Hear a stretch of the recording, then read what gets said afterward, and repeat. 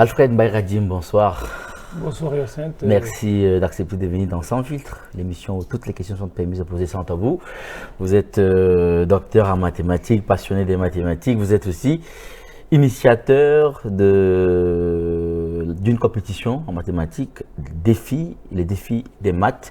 On va vous laisser le temps, avant de venir dans la compétition que vous organisez, on vous laisse le temps de vous présenter à nos téléspectateurs. Qui est Alfred Bayradim? Quel a été votre parcours pour que vous arriviez jusqu'à ce niveau? Donc bonjour, rebonsoir Hyacinthe et rebonsoir aux téléspectateurs. Donc merci de me donner l'occasion de parler un peu de moi, mais plus du projet qui m'amène aujourd'hui devant vous. Donc je suis Alfred Bayradim Moussa, je suis mathématicien, enseignant, chercheur et aussi consultant. Donc pour les entreprises, donc je vais expliquer tout à l'heure. Donc en ce qui concerne l'enseignement et la recherche, j'enseigne les méthodes mathématiques autour de la donnée, de l'informatique, donc avec des applications pour la finance, pour le domaine de l'énergie et d'autres domaines. Et pour la recherche, je mène également des recherches sur les méthodes statistiques, donc d'apprentissage automatique, qui sont appliquées en IA pour les comptes des banques, des finances, des assurances, notamment par exemple pour les détections de fraude, pour l'imagerie médicale et bien d'autres domaines. D'accord. Très bien. Et votre parcours, vous avez quitté. Est-ce que Alfred Bayradim, c'est un enfant qui est né en France, ou bien il est né au Tchad, il est parti du Tchad pour être... Parce que vous vivez aujourd'hui en France, vous êtes parti du Tchad pour arriver là-bas. Oui. Donc bon, je suis né et j'ai grandi en N'Djamena. La première fois que je suis sorti du Tchad, je crois que j'avais 18 ans. Donc j'ai fait tout mon parcours d'N'Djamena. Je connais toutes les rues. Je suis un vrai enfant de N'Djamena. Donc j'ai fait ma scolarité jusqu'à l'école primaire à N'Djamena. Ensuite le collège évangélique jusqu'en terminale où j'ai eu mon bac C en 2003. Et ensuite, étant passionné des mathématiques et voulant les faire, j'ai choisi d'étudier des mathématiques. Au début, mes parents voulaient plus m'envoyer vers la médecine, comme tous les parents d'ailleurs, l'agronomie, des domaines qu'ils estiment appliqués. Donc pour ça, j'ai décidé, moi, d'aller à Farsha parce que je voulais absolument faire les maths. Donc j'ai fait la première année à Farsha et puis bon, l'année était parsemée par des grèves. Et je crois qu'on a fait la moitié du programme en 6-7 mois. Les années élastiques alors. Les années élastiques, et pour utiliser cette expression très tchadienne. Et à la fin de l'année, mes parents ont décidé de m'accompagner dans mon rêve, de faire les maths. Donc je les salue d'ailleurs pour ça. Donc ils ont décidé de m'envoyer poursuivre mes études au Sénégal, donc à l'université Cheikh Anta Diop, où j'ai obtenu ma licence au bout de 3 ans.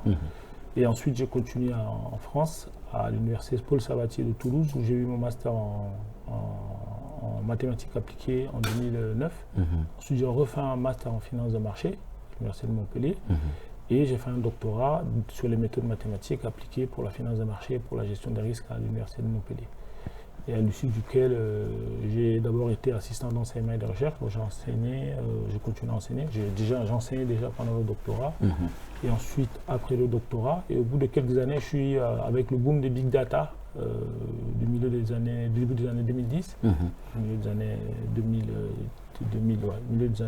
des années 2010. Donc je suis parti dans l'industrie, comme on l'appelle, c'est-à-dire en entreprise, dans l'application des mathématiques pour la valorisation des données pour les grandes institutions. Donc j'ai travaillé pour plusieurs sociétés pendant 3 ans, je crois, avant de monter moi-même ma société de conseil, pour lequel une première société de conseil spécialisée en transformation digitale autour des données, donc basées sur les algorithmes mathématiques. Et on propose des solutions pour accompagner la prise de décision des entreprises. Et donc la société, elle existe, je crois, depuis 6 ans, la première. Et ensuite, j'ai créé une seconde société qui est spécialisée dans l'innovation digitale autour de... Donc, il y a une différence. C'est-à-dire que la première propose des solutions pratiques pour répondre aux problématiques des institutions d'une manière générale. Et la deuxième pilote de bout en bout de projets d'innovation, donc de l'idée jusqu'au développement de la solution. D'accord. Donc voilà. Très bien. Alors, la question qu'on se pose, les mathématiques sont réputées d'être difficiles. C'est une discipline quand même assez compliquée pour certains. D'où est-ce que cette passion pour les mathématiques est née? Oui, je pense que la passion, souvent, comme toutes les passions, vient de l'environnement dans lequel on a grandi. Et moi, je pense que c'est venu tout naturellement, peut-être pas vraiment. Je me rappelle surtout d'une anecdote que je vais vous raconter. Okay. Donc, j'ai un cousin, un aîné, qui est actuellement enseignant à l'université d'Injamena, qui co-organise d'ailleurs les défis de maths avec moi. D'accord. C'est le docteur Mbaye Cyril. Et à l'époque, moi, je devais avoir 5 ans ou 4 ans, donc j'avais l'attention de ma mère tout le temps, sauf quand lui, il est à la maison. Donc, il avait un traitement spécial. Et un jour, j'ai demandé à ma mère, mais pourquoi lui, quand il arrive, il a un traitement spécial? Et ma mère m'a dit, mais lui, son école est compliquée. Il a eu le bac C et il est à l'université, il fait mathématiques. Donc je l'ai regardé droit dans les yeux, j'étais un peu jaloux.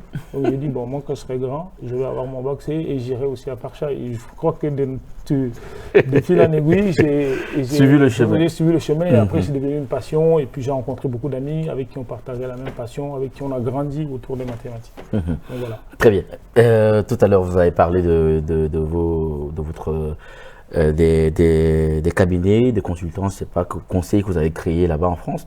De façon concrète, qu'est-ce que vous faites exactement dans ces cabinets-là, dans ces conseils-là? Oui, donc je fais l'avantage des mathématiques, en tout cas de l'application des mathématiques ou de l'ingénierie mathématique, c'est qu'on touche à tout. Et on a la possibilité d'aller apprendre beaucoup de domaines. Et donc concrètement, comment ça se passe? Donc je vais vous citer quelques exemples de projets sur lesquels j'ai travaillé sans entrer dans les détails techniques qui risquent de perdre certains téléspectateurs. Donc le mathématicien, son rôle, il arrive sur un projet, donc dans une équipe, dans un domaine, dans un secteur.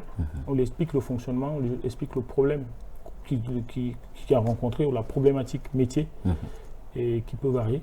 Et tout à l'heure, je vais donner des exemples. Et lui, à travers les modèles mathématiques, à travers les données, il va produire une solution qui va aider les gens à mieux décider, à décider plus efficacement, plus rapidement et de manière plus rentable. Donc, je vous prends par exemple un exemple. L'un de mes premiers exemples qui a fait l'objet de mon mémoire de master de mathématiques. Et l'idée, c'est... oui. Donc, je vais, par exemple, vous prendre un exemple d'un projet sur lequel j'ai travaillé, qui avait fait l'objet de mon mémoire de master de mathématiques. Donc, au début des années, donc là, on parle des années 2009-2010, à cette période, en fait, les Européens voulaient intégrer les énergies renouvelables dans leur consommation. Donc, il y avait un projet européen. Mais la difficulté qu'il y a avec les énergies renouvelables, c'est leur nature intermittente. Donc, on n'est pas sûr, absolument certain de la production qu'on va faire demain. Or, l'énergie ou l'électricité, il faudrait le produire en quantité suffisante au bon moment. Sinon, on est obligé de chercher des sources de compensation. Donc, il faut, ce risque-là, il faut le contrôler. Donc, l'objet de mon mémoire, c'était à l'époque d'utiliser des méthodes de machine learning qui sont aujourd'hui d'apprentissage automatique, qui sont utilisées aujourd'hui en IA, pour prédire la production des centrales photovoltaïques, malgré la perturbation météo qui peut être importante à certaines périodes de l'année. Donc, on sait qu'au-dessus, par exemple, des nuages, on sait à peu près la quantité de soleil, entre guillemets, d'insolation qu'il y aura. Donc, on sait à peu près, qu'on connaît la technologie, ce qu'on va produire. Mais l'aléa vient, par exemple, de la pluie, de la météo, donc des déplacements des nuages. Et ça, c'est des entités qu'on peut modéliser avec des modèles mathématiques, avec des équations, et voir à peu près à quelle heure, à quel moment on peut produire telle quantité. Donc, ça nous permet d'anticiper à peu près sur la production. Et cette problématique va être légèrement différente si on vient par exemple dans le cas tchadien. Ici, à part 2-3 mois de l'année, le ciel est quasiment bleu. Donc il n'y a pas de couverture de nuages, sauf peut-être des couches de poussière et autres qui peuvent diminuer la quantité d'insolation. Et ça, c'est des choses qu'on peut prédire mathématiquement. Et ça permet d'anticiper la production sur 2, 3, 4 jours, en tout cas de le calculer et de l'intégrer efficacement sur les marchés. Donc je prends par exemple un second exemple qui est pour les transactions bancaires. Donc voir par exemple, il y a des achats qui se font par des cartes bancaires sur les sites internet et on voit le comportement du client de la banque et quand on voit des comportements ou des changements de consommation, on alerte la banque et ça c'est grâce au modèle mathématique par exemple. Ça c'est des projets sur lesquels j'ai travaillé. J'ai également travaillé sur un projet sur le marché équin, donc le marché des chevaux. Et bon, avant de venir sur ça, il y a une application, j'ai également travaillé sur un projet qui peut s'appliquer au Tchad sur les transferts par mobile banking, mobile money. C'est ça. Et donc, on a également développé des algorithmes. Et là, le challenge, il est double. Parce que la technologie qui est utilisée, les téléphones qui sont utilisés ne sont pas de la même puissance que ceux qui sont utilisés le plus souvent ailleurs. Donc, il faut non seulement trouver un modèle, un algorithme qui marche bien dans ce contexte africain et également qui prenne en compte la contrainte technologique. Donc là, on a travaillé sur des publications que j'ai présentées, je crois, l'année dernière à Kigali, au centre, à l'Institut africain des mathématiques, à des colloques là-bas. Donc, on peut aller en médecine, par exemple. J'ai évalué des traitements il y a des années sur les... il y avait des malades qui sortaient d'infarctus, donc du myocarde.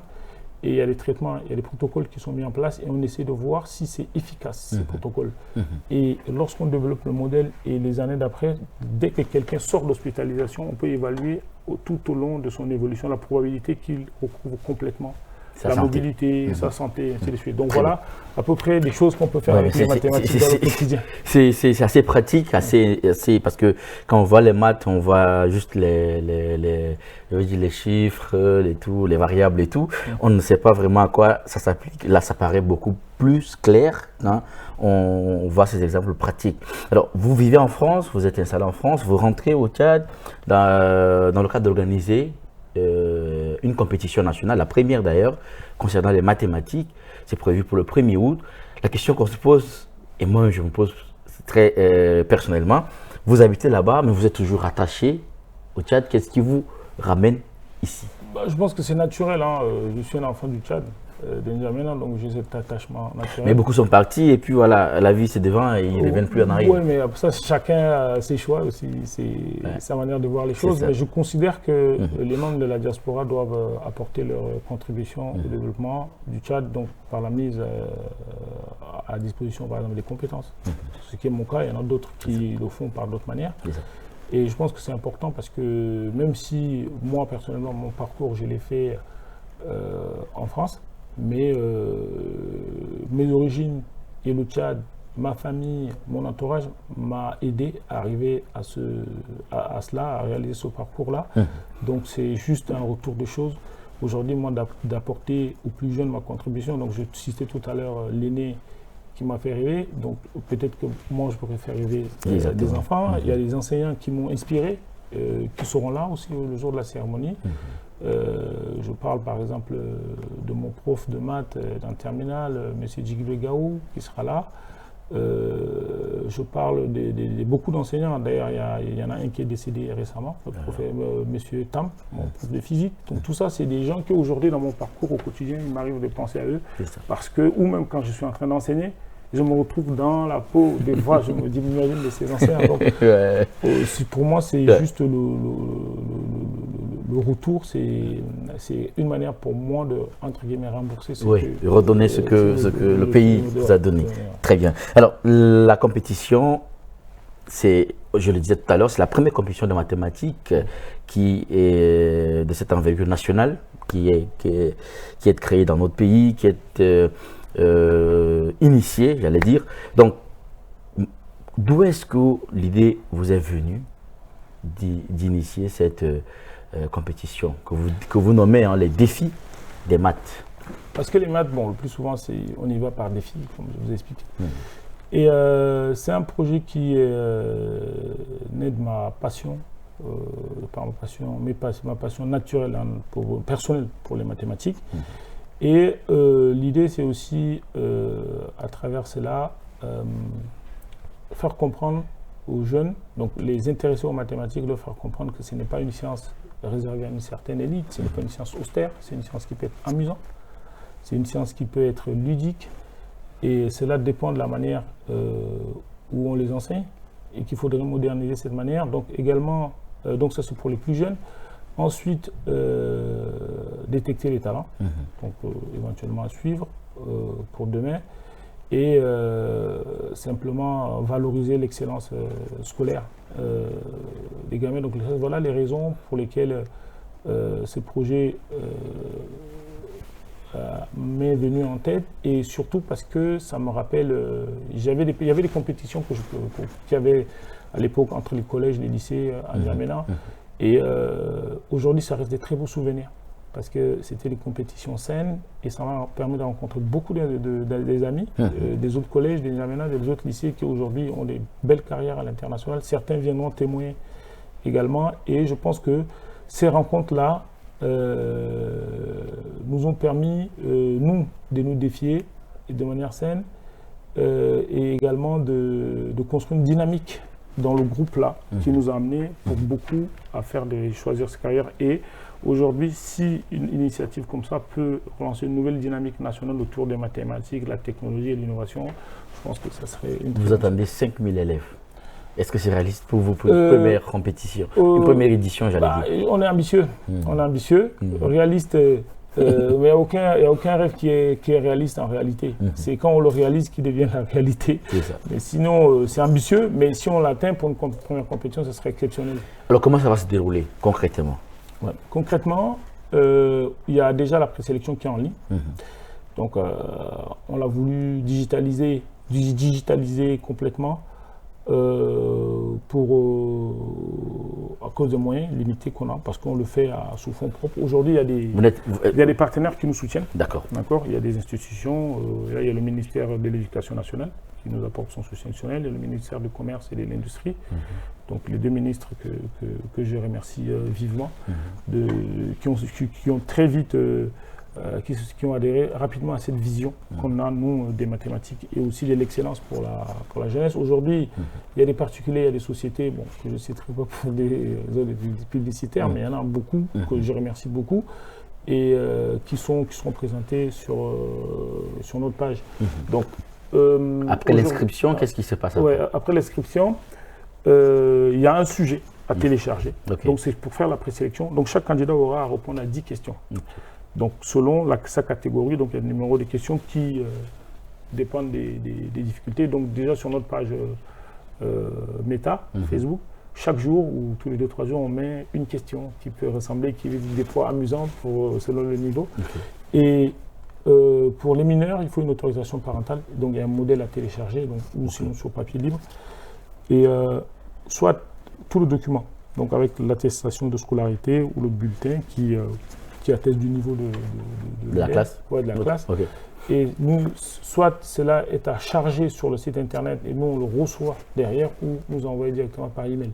Mais on s'est rendu compte que la difficulté de connexion internet, qui n'est pas toujours exceptionnelle, va nous amener à adopter une nouvelle approche dès les prochains jours, où les candidats peuvent télécharger les documents, le photocopier et le remplir, déposer le dossier de candidature papier à des points qu'on va communiquer pour différentes villes, et après nous on va les répatrier, on va les ramener à l'équipe d'organisation à N'Djamena pour pouvoir le trier et permettre au plus d'enfants tchadiens de participer, parce qu'évidemment il y a la fracture numérique, parce que les étudiants, les élèves de province auront plus de difficultés à cause de la connexion internet, et c'est malheureusement ça pour nous. Aujourd'hui on n'a pas les moyens, mais aujourd'hui pour les éditions prochaine, on espère, on a déjà une stratégie bien en place pour permettre de manière équitable de faire participer, en tout cas pas tous les enfants tchadiens, mais avec une participation très représentative des enfants tchadiens. Ok, et les gagnants auront quoi?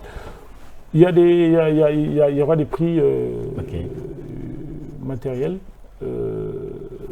pour qu'ils soient contents. Pour les motiver, pour les encourager. Mais l'idée, ce n'est pas simplement d'organiser un concours ponctuel, c'est lancer vraiment une nouvelle dynamique autour des mathématiques, comme on l'a dit, autour de l'innovation. Donc il y aura un suivi pour les meilleurs candidats, et il y aura un suivi, il y aura des coachings, il y aura des cours pour ceux qui sont intéressés par la programmation. C'est des cours qu'on va organiser tout au long de l'année. Et également, par exemple, des illustrations, des mathématiques, par exemple, que j'ai expliqué tout à l'heure. Et un élève de première ou de terminale, ou même de troisième, on peut lui expliquer comment fonctionne, en tout cas, même si on ne donne pas tous les détails techniques, ça. on peut lui expliquer la philosophie qui existe derrière les commandes vocaux, par exemple, les commandes vocales, et par exemple derrière Siri, derrière beaucoup de choses qu'il utilise, ou la prévision météo. Donc il y aura un suivi, et l'idée c'est plus tard de faire des clubs de mathématiques dans les lycées, de faire des formations aux enseignants de base sur les méthodes d'enseignement modernes des mathématiques avec l'arrivée de l'intelligence artificielle, avec toute la technologie qui évolue. Et donc, ce n'est pas juste ça, mais nous, on veut faire émerger une nouvelle génération des ingénieurs, des scientifiques, des chercheurs, des médecins tchadiens, qui, avec un niveau d'excellence et d'exigence qu'on contrôle dès le début jusqu'à leur école. Donc, ce serait une compétition annuelle. Ça va se répéter chaque année. En tout cas, c'est l'objectif. C'est l'objectif. Donc, on en appelle au soutien de tous les acteurs, parce qu'un projet comme ça ne peut pas se faire tout seul. Mais si on est accompagné, que ce soit par les institutions publiques ou privées, on veut en faire une référence, et un rendez-vous de référence chaque année pour les élèves. On sait que dans le domaine de la mathématique, dans le domaine des sciences de façon générale, mathématiques en particulier, les filles sont de moins en moins nombreuses. Est-ce qu'il y a une politique dans cette compétition particulière qui stimule, qui encourage la participation des filles? Effectivement, bon, je ne dirais pas qu'elles sont de moins en moins nombreuses, mais elles ont toujours été en sous-effectif. Et ça, c'est des stéréotypes qui ne sont pas propres au Tchad. Par exemple, si vous prenez même les mots ingénieur, médecin et professeur ou docteur, par exemple, ces mots n'avaient pas de féminin au début. Donc aujourd'hui, c'est un problème qui est général. Donc il y a des stéréotypes qui pensent que les filles seront seraient moins douées pour les sciences, mais ce qui est totalement faux parce que par mon expérience d'enseignant, donc j'enseigne depuis plus de 15 ans déjà, au niveau universitaire, je vois que les filles sont plus matures plus tôt que les garçons, plus organisées, mieux organisées, et par conséquent arrivent même au niveau des notes. Quand on voit par exemple les 10 premiers classements, on retrouve 6 filles, mais sauf qu'après il y a un vide. Donc je pense que beaucoup de filles arrêtent de croire en elles parce qu'on les a mis dans une case, parce qu'il y a un discours derrière qui ne les motive pas. Donc j'appelle aussi aux parents j'appelle aussi les parents à motiver les filles, à leur faire comprendre qu'elles ont des compétences, elles ont des qualités, elles ont du talent pour les domaines de l'innovation, de la technique, des sciences de manière générale. Nous sommes en train de finir cet entretien. Pourquoi vous dites que les mathématiques sont une clé pour le développement d'un pays? Parce que les mathématiques, ça existe partout. Autour de nous, là, il y a les caméras qui nous filment, c'est les mathématiques. Il y a les lumières, c'est les mathématiques. Et c'est fondamental en plus de nos jours parce que beaucoup de choses sont en train de se digitaliser, l'économie, les échanges, et derrière ça, il y a des mathématiques. Et ce qui est important de comprendre, c'est que les mathématiques, ce n'est pas qu'une matière, ce n'est pas que des chiffres. Les mathématiques structurent la manière de penser, de raisonner, la rigueur. Par exemple, un journaliste qui a fait des mathématiques, il aura une plus grande rigueur, à mon avis, pour aller vérifier, recouper des informations. Et dans tous les domaines, les mathématiques peuvent servir. Et il n'y a aucun pays au monde qui s'est développé sans les scientifiques, sans les ingénieurs, sans les chercheurs, sans les entrepreneurs également. Aujourd'hui, quand on voit les plus grandes réussites entrepreneuriales de ces 20 dernières années, qu'on voit Elon Musk, qu'on voit Jeff Bezos et autres, c'était des mathématiciens, et au niveau quasiment universitaire, même doctoral.